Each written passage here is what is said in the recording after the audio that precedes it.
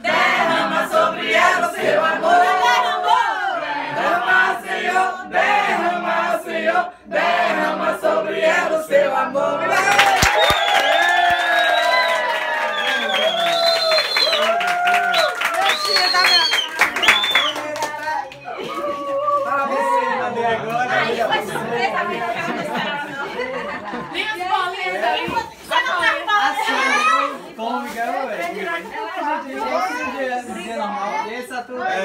Pega um abraço. Cadê Fernanda? Dá um abraço dela, Fernanda. Cadê Fernanda?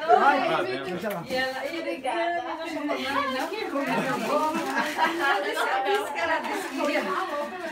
Ai, meu Deus. Vai, Pedro, dá um abraço dela.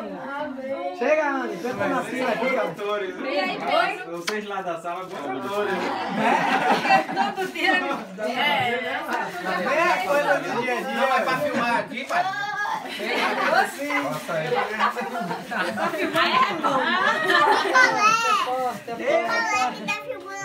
Aê! Vai, menina, lá. Ah! Que resenha, ué. E a nossa time?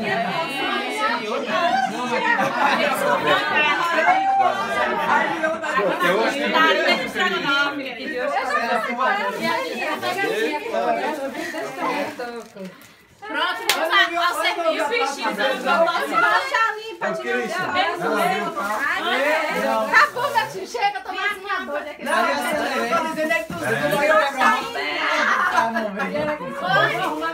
Eu vou arrumar mais cabelo. Vai tirar foto.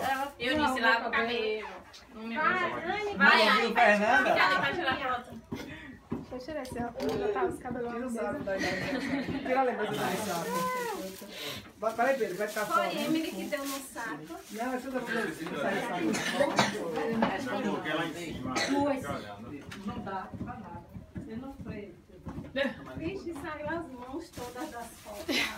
Sim, meu tio, tá? Tá bom.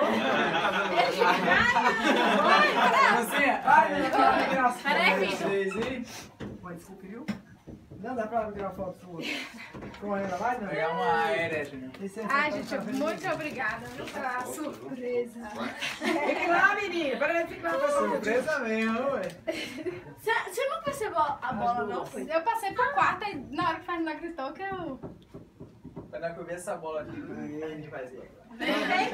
Também tão quero. rápido. Olha, gente.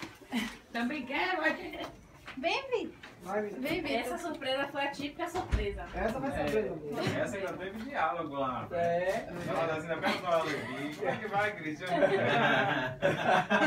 Deu assim. Ai, eu vou lá.